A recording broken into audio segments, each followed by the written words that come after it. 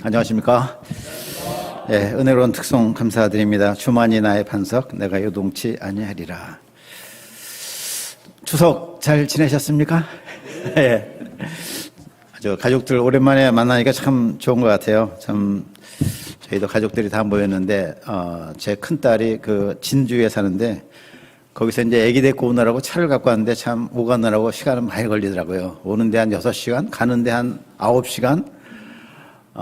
그래도 참 그 기쁨이 있고, 특히 이제 큰딸이 아기를 데리고 온 이유가 저희 모친이 우리 집안의 제사장이신데, 그 제사장 어머니의, 증조 할머니의 그 축복 기도를 받고자 아기를 데리고 왔어요. 그래서 저희 모친 댁에 가서 축복 기도 받고 내려가서 너무 감사하다고 이제 그런 얘기를 했습니다. 가족들 참 중요한 것 같아요. 우리 또 영적인 가족들 얼마나 중요합니까? 우리가 서로 날마다 더 사랑하고 섬기기를 바랍니다. 자, 오늘 말씀 2023년 제3강 선지자들의 권면을 따라 쓰므로입니다. 요절 말씀 6장 14절 같이 한번 읽어볼까요? 예, 시작. 유다 사람의 장로들이 선지자 학개와 이때 선지자 스가랴의 권면을 따라 성전 건축한 일이 형통한지라. 이스라엘 하나님의 명령과 바사왕 고레스와 다리오와 아닥사스의 조서를 따라 성전을 건축하며 이를 끝내되 기도하죠. 하나님 아버지, 우리 백성들에게 좋은 명절을 주시고 또 평화로운 시대 가운데 참 이렇게 가족들 만나 섬기게 하신 것을 감사합니다. 참 이스라엘 백성들은 70년간 포로 생활을 하였지만 우리나라는 70년 이상 이렇게 평화를 유지하는 유례없는 참 안정기를 겪고 하나님의 은혜를 누리고 있습니다. 저희 이것을 잘 기억하고 감사하게 도와주시고 축복의 때 축복을 감당하는 저희들 되게 하시옵시기를 간절히 기도합니다. 이 시간에 귀한 말씀 또 우리에게 주시니 감사합니다. 겸손한 마음, 깨닫는 마음 주시고 말씀을 통해서 새 힘을 덧입고 영적 가치관 덧입게 도와주십시오. 감사하고 예수님의 이름으로 기도합니다. 아멘. 예, 오늘 말씀 5장 6장입니다. 지난번에 3장 4장을 공부했죠. 3장 4장의 내용이 무엇이었죠? 이스라엘 백성들이 포로 생활에서 귀환해가지고 성전 건축을 시작했습니다. 백성들이 성전의 기초가 지대가 딱 놓임을 보고 여호와 하나님께 찬송과 감사를 드립니다. 주는 지극히 선하심으로 그의 인자하심이 이스라엘에게 영원하시도다 찬양을 했습니다. 그런데 그렇게 시작된 성전 건축 역사가 북쪽에서 내려온 사마리아인들, 그들의 방해 공작에 부딪힙니다. 그들은 갖가지 방해 공작으로 건축하는 자들의 손을 약하게 했습니다. 한마디로 사기를 떨어뜨렸다는 것이죠. 그 꾀하는 바사 제국, 페르시아 제국의 관리들에게 뇌물을 줘요. 뇌물을 먹이니까 뇌물은 아주 힘이 있지 않습니까? 그 잠언서에 보면 뇌물은 그 뇌물 주는 자의 길을 형통하게 하니라, 그런 말이 있어요. 뇌물은 또 뇌물 받는 자의 눈을 어둡게 한다, 이렇게 되어 있습니다. 그래서 이 관리들이 뇌물을 먹고 건축을 중단시켜요.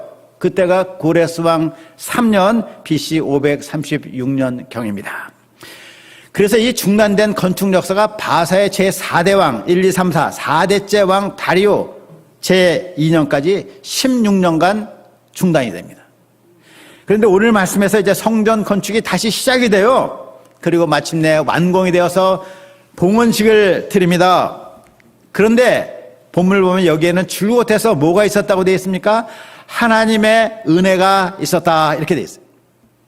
본문을 통해서 백성들의 건축 역사를 형통하도록 하나님이 특별한 은혜를 주셨는데 그 은혜를 주신 이유가 무엇인지 우리가 배울 수 있기를 기도합니다. 자, 첫째, 하나님의 말씀이 임하니. 우리 형제님들이 1절 2절을 읽어주시겠습니다. 1절 2절 형제님들이 읽겠습니다. 예, 시작.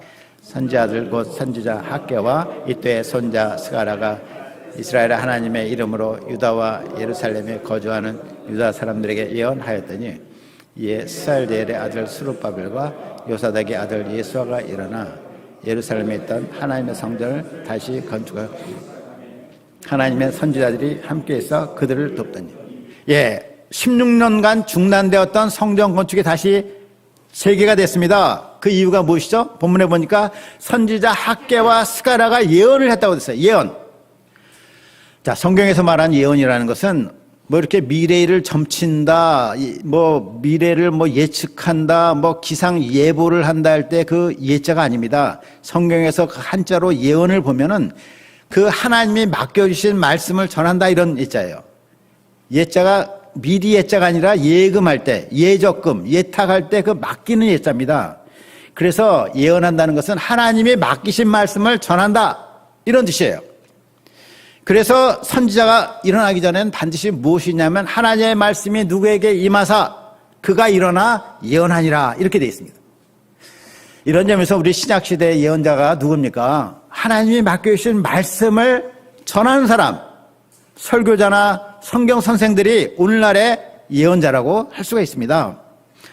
학개서 1장도 다리오 왕 2년 6월 1일에 하나님의 말씀이 선지자 학개에게 임합니다. 그러자 그가 일어나서 예언합니다. 그 예언한 말이 학개서 1장부터 9장, 1장부터 9절, 1장 1절부터 9절에 쭉 나오는데 대충 이런 말입니다. 이 백성이 여호와의 전을 건축할 시기가 이르지 아니었다 하느니라. 이 성전이 황폐하였거늘 너희가 이때 판벽한 집에 거주하는 것이 옳으냐? 너희는 산에 올라가 나무를 가져다가 성전을 건축하라. 그리하면 내가 그것으로 말미암아 기뻐하고 또 영광을 얻으리라. 이렇게 하나님이 학개에게 주신 말씀을 학개가 백성들에게 전합니다. 그들에게 특히 9절에 보면 내 집은 황폐하였을 때 너희는 각각 자기의 집을 짓기 위해 빨랐음이라 하시고 그들이 성전 짓기를 중단한 것 그리고 자기 집만 열심히 지은 것에 대해서 책망을 하십니다. 당시 귀환한 이스라엘의 백성들의 상황은 이렇습니다. 우리가 배웠듯이 그들은 선진국 바빌론의 문화를 거절하고 폐허가 된 예루살렘으로 돌아왔습니다. 왜 돌아왔어요? 왜? 성전을 짓기 위해서 이스라엘의 백성, 하나님의 백성으로 살기 위해서 돌아왔습니다. 사마리아 사람들이 내려와서 함께 건축하자고 요청했을 때 그것을 거절했습니다. 홀로 건축하리라 방향을 잡고 믿음으로 시작합니다. 그런데 사마리아인들이 방해를 하기 시작하죠.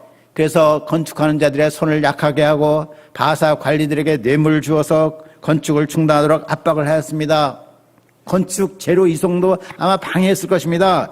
그들은 이에 눌려서 그만 건축을 중단하고 맙니다. 그런 상태로 세월이 지나요.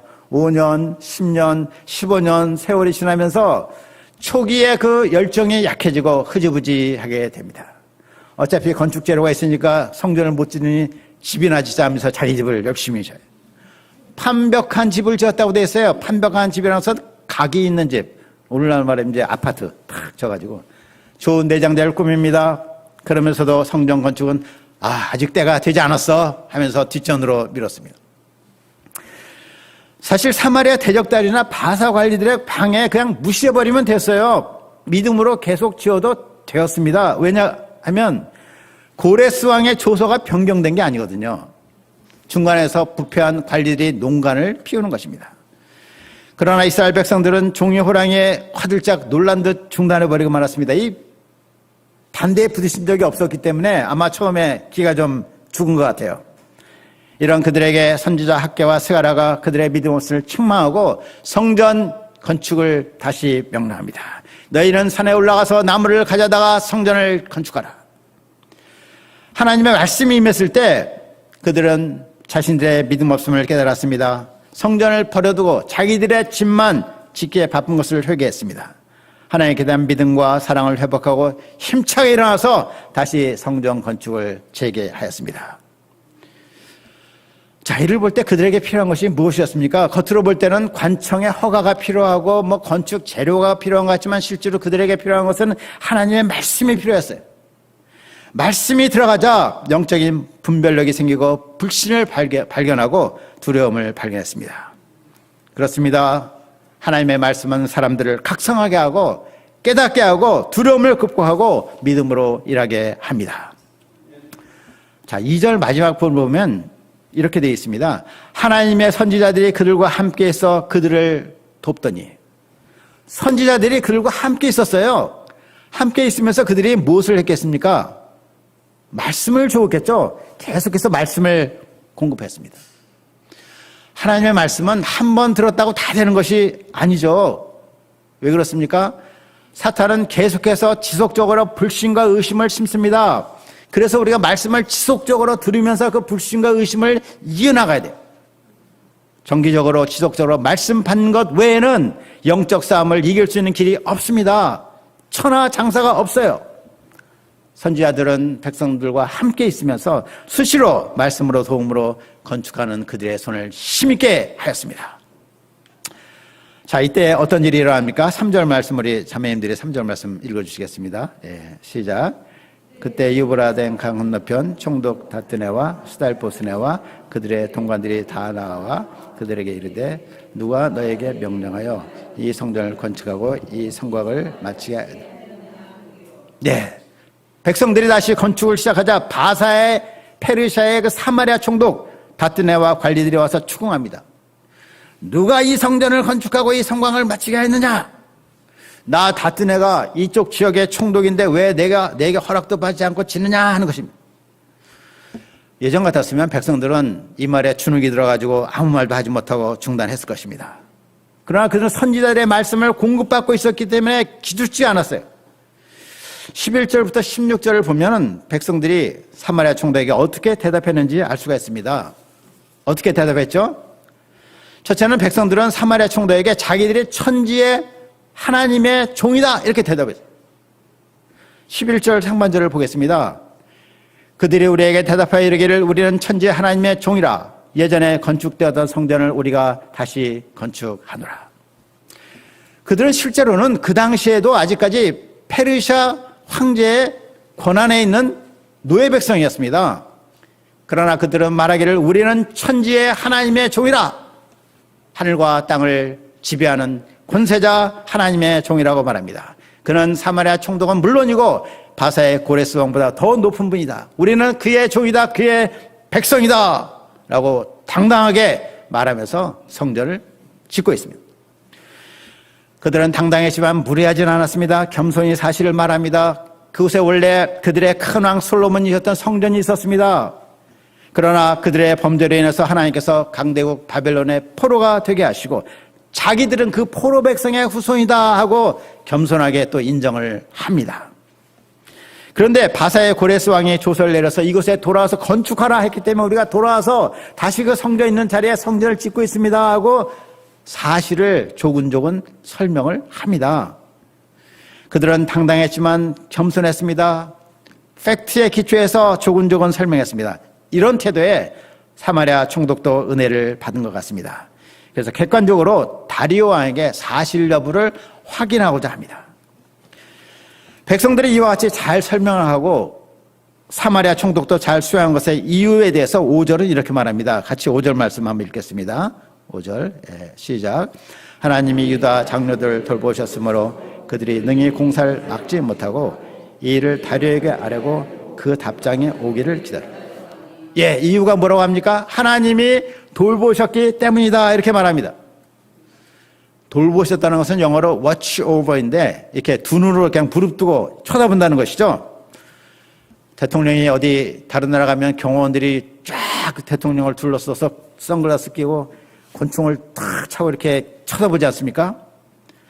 하나님께서 이스라엘 백성들을 경호하십니다. 특별한 관심으로 보호하셔서 아무도 그들을 해치거나 방해할 수가 없습니다.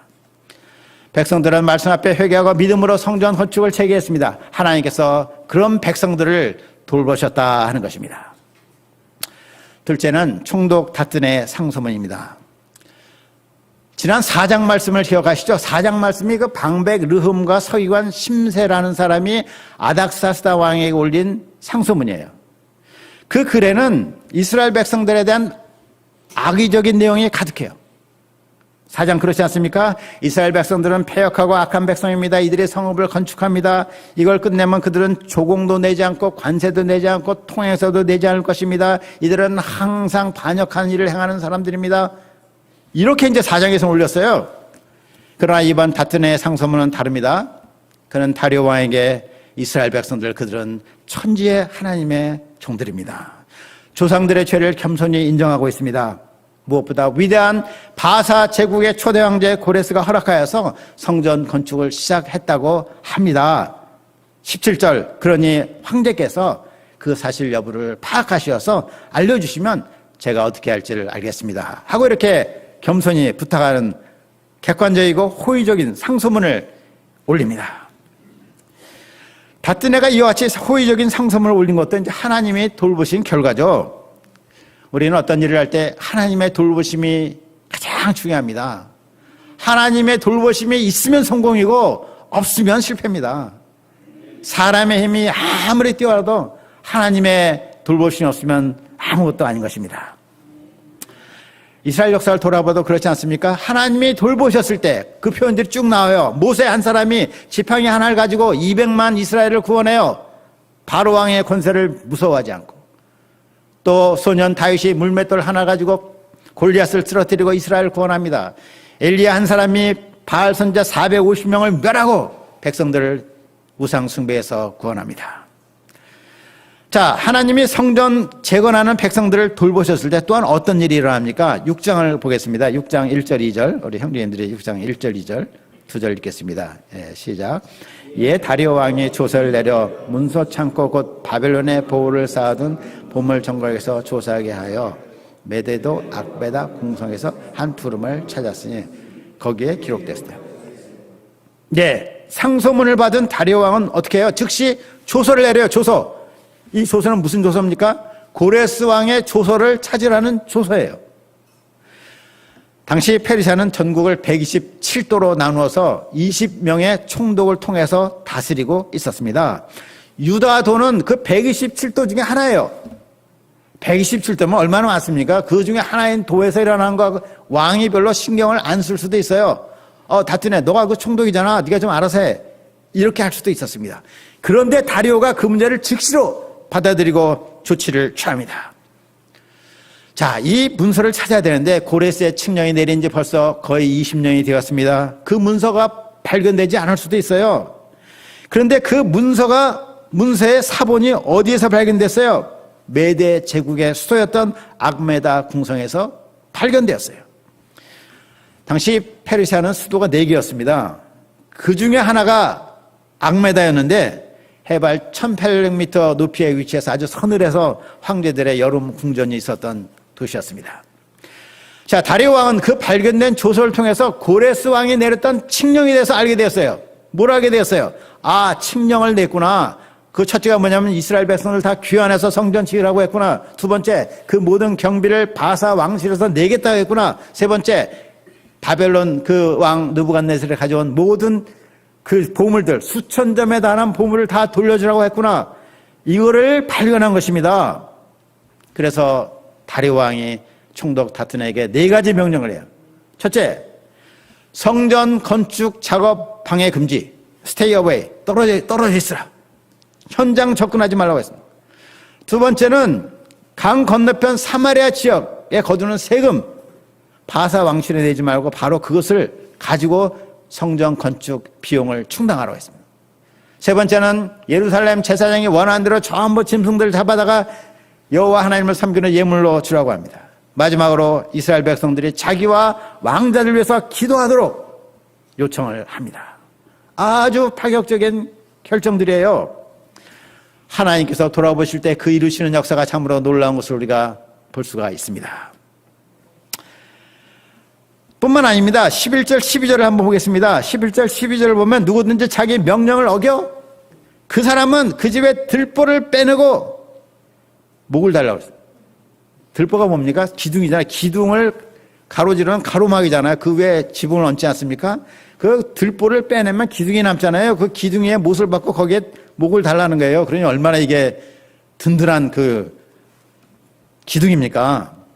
또한 그 집을 걸음더미가 되게 하랍니다. 당시 바사 제국의 황제의 권한은 아주 절대적이었습니다. 사마리아 총독부 관리들은 신속히 초고속으로 행했습니다. 노예 백성들 앞에서 한번 권세를 부리려고 하다가 와, 이 백성들 보통 사람들 아니네? 아주 그들 앞에서 기가 죽었어요.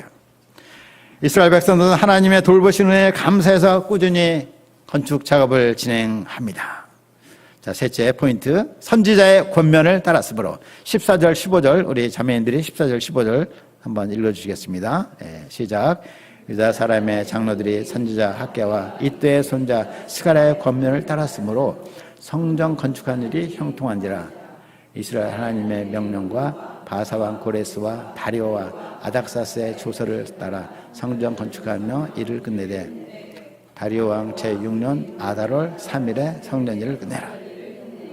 예, 성전 건축한 일이 형통했다고 되어 있습니다. 형통이 뭐예요?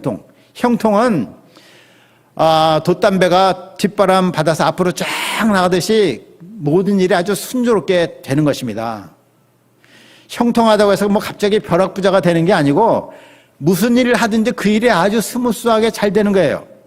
사모님들이 설거지 집에서 하다가 기름 있는데 기름이 쫙쫙 벗겨지는 거, 이런 게 형통이에요. 접시를 떨어뜨리는데 깨지지도 않아, 이런 게 형통이에요.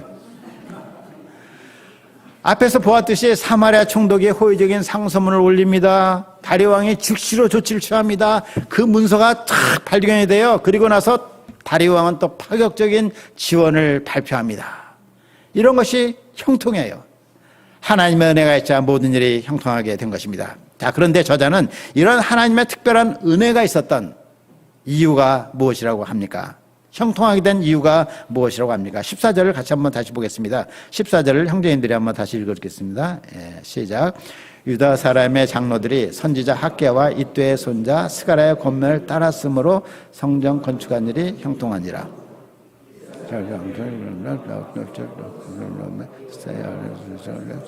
성전을 건축하며 일을 끝내되, 예, 선지자들의 권면을 따랐기 때문이라고 말하죠. 선지자들의 권면을 따랐으므로 성전 건축한 일이 형통한지라.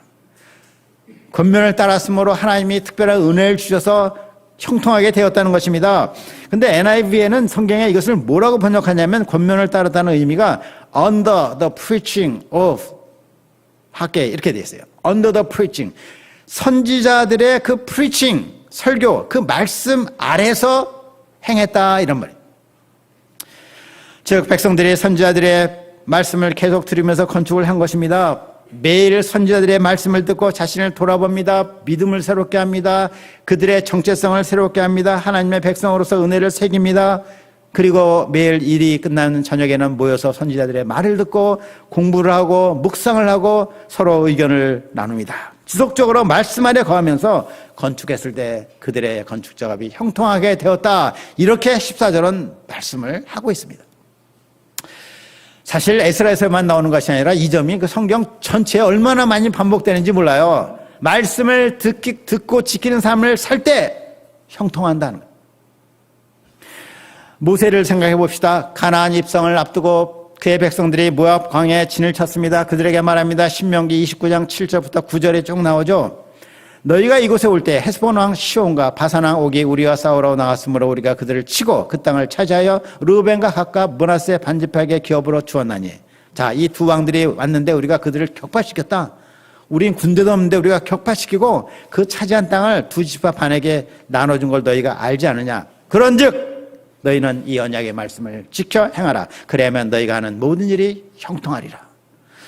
모세는 최근에 있었던 일을 상기시키고 그렇게 된 이유가 무엇인가를 분명히 말하면서 앞으로도 어떻게 살아야 될까를 가르칩니다. 분명하고 단순하게 너희는 이 언약의 말씀을 지켜 행하라.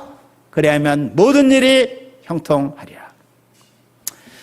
모세가 죽은 후에 후계자 여호수아가 등장해요. 그는 새로운 리더로서 중압감을 느끼고 두려움도 있었을 것입니다. 위대한 모세의 리더십을 어떻게 따라가요? 모세는 누구였습니까? 하나님과 마치 친구처럼 대면하여 말한 사람이잖아요. 어떻게 그의 리더십을 따라갑니까? 그런데 하나님께서 여호수아에게 이렇게 말씀하세요. 여호수아서 1장 7절 8절. 오직 강하고 극히 담대하여 나의 종 모세가 내게 명령한 그 율법을 다 지켜 행하고 우로나 좌우로나 치우치지 말라. 그래야면 어디로 가든지 형통하리라. 이 율법책을 내 입에서 떠나지 말게 하며 주야로 그것을 묵상하여 그 안에 기록된 대로 다 지켜 행하라. 그래야면 내 길이 평탄하게 될 것이며 내가 형통하리라. 형통의 길에 대해서 반복해서 하나님이 반복해서 강조해서 그에게 말씀하세요. 정복 전쟁을 앞둔 여호사에게 병법을 익혀라. 카운슬러 모사를 모셔라. 군사력을 증강하라. 이런 말 안 하세요. 오직 내 입에서 말씀이 떠나지 않게 하고 지켜 행하라. 그래야면 그가 어디로 가든지 무엇을 하든지 형통하리라 말씀하세요. 하나님은 그의 백성들에게도 말씀하셨습니다. 신명기 6장 4절에 보면 이런 말씀이 있어요. 너희는 지켜 행하라. 이것이 여러 민족 앞에서 너희의 지혜요 너희의 지식이라. 그들이 이 모든 규례를 듣고 이르기를 이 큰 나라 사람은 과연 지혜와 지식이 있는 백성이로다. 말씀을 듣고 지켜 행하는 것이 뭐라고 되어 있어요? 지혜요 지식이다. 세상에 지혜와 지식이 얼마나 많습니까? 매일같이 그냥 세상에는 수백 건 수천 권의 책이 쏟아져 나와요. 그 다 지혜와 지식이라고 자랑하는 것들입니다. 그러나 성경 하나님은 말씀하시기를 참 지혜와 지식은 하나님의 말씀을 듣고 지키는 것이다. 이렇게 말씀하세요. 이것이 또 어떤 길이라고 되어 있죠? 큰 나라가 되는 길. A great nation. 위대한 나라가 되는 길이 하나님의 말씀을 듣고 지키는 길이라는 것입니다. 우리나라가 큰 나라가 되는 길 뭐예요? 우리나라 큰 나라가 되는 거 뭔지 아십니까? 우리의 위대한 대한민국. 아시안 게임에서 1등 한다고 됩니까? 국방력을 키우고 외교력을 키운다고 되는 건 아닙니다. 우리 백성들이 하나님의 말씀을 잘 배우고 지켜 행하는 것, 그것이 우리나라가 정말 지혜와 지식이 있어서 형통한 나라가 되는 것이요 위대한 대한민국을 만드는 길입니다. 우리가 이런 애국하는 마음으로 이것을 믿고 성경을 가르치고 우리가 기도를 해야 되겠습니다. 이런 점에서 하나님의 말씀을 연구하고 준행하고 가르치는 사람들이 귀합니다. 저자 에스라가 바로 그 점이 핵심인 것을 알았어요. 그래서 그는 하나님의 말씀을 연구하고 준행하고 가르치기로 결심을 하는 것입니다. 선지자 학개 스가랴가 지속적으로 하나님의 말씀으로 백성들을 가르쳤습니다. 건축한 일이 형통해졌습니다. 드디어 완공됩니다. 성전 봉헌식 데디케이션 서비스를 쫙 드립니다. BC 516년경입니다. 그들은 성전을 하나님께 드리는 기쁨이 넘칩니다. 이어서 유월절과 무교절을 지킵니다. 22절 말씀을 마지막으로 우리 형제님들이 읽어주시겠습니다. 22절 시작. 즐거움으로 이랫동안 무교절을 지켰으니 이는 여호와께서 그들을 즐겁게 하시고 또 아수르 왕의 마음을 그들에게로 돌려 이스라엘 하나님이신 하나님의 성전여 건축하는 손을 힘있게 하도록 하셨습니다. 그들의 마음은 기쁨으로 충만했습니다. 그 이유가 무엇입니까? 첫째, 방금 읽은 말씀에 따르면 하나님께서 그들을 즐겁게 하셨기 때문에. 사람이 즐거운 것은 내가 뭐 좋은 일이 있어서 즐겁기도 하지만 하나님이 나를 즐겁게 하셔야 돼요. 기쁨도 하나님이 주시는 것입니다. 둘째는 하나님께서 성전 건축을 하는 자들의 손을 힘있게 하셨기 때문입니다. 그들의 기쁨은 성전 건물 자체보다도 건축을 하면서 하나님을 경험한 하나님의 사랑을 확신한 거기서 나오는 기쁨이었습니다. 여호와 하나님과 새롭게 관계성이 맺어지고 예배를 회복한 기쁨입니다. 하나님이 그들의 심령에 친히 부어주신 영적인 기쁨입니다. 하나님은 당신의 역사를 섬기는 자들의 손을 힘있게 하십니다. 우리는 연약하고 허물이 많습니다. 그러나 염려할 것이 없어요. 왜? 우리와 함께 하시고 우리의 손을 힘있게 하시는 하나님을 의지하고 믿을 수 있기 때문입니다. 결론적으로 인생의 형통은 자기가 만드는 것이 아닙니다. 우리 힘으로는 사실 할 수 있는 일이 거의 없어요. 1분 1초 앞을 우리는 알 수가 없습니다. 오직 우리의 삶을 형통하게 하시는 분은 하나님이십니다. 우리가 말씀을 마음으로 영접하고 순종하는 삶을 통해서 하나님을 기쁘시게 하는 삶을 통해서 하나님께 쓰임받고 형통한 그러한 삶을 살기를 간절히 기도합니다. 기도하겠습니다. 하나님 아버지, 오늘 건축을 형통하게 하신 하나님을 배우게 하신 것을 감사합니다. 하나님께서 이들에게 특별한 은혜 주시고 정말 놀랍게 이방 왕들의 마음을 움직이시고 이 모든 일이 형통하게 하셨는데 이것의 참 근거는 백성들이 선지자들의 권면을 따랐기 때문이라고 말씀합니다. 저희가 이것에서 교훈을 얻습니다. 저희도 참 하나님께 쓰임받는 삶, 복받는 삶, 참 형통한 삶을 살기 원합니다. 주의 말씀을 듣고 지키고 순종하고 가르치는 가운데 이 형통한 삶을 살도록 저희를 축복하여 주시옵소서. 감사하고 예수님의 이름으로 기도합니다. 아멘.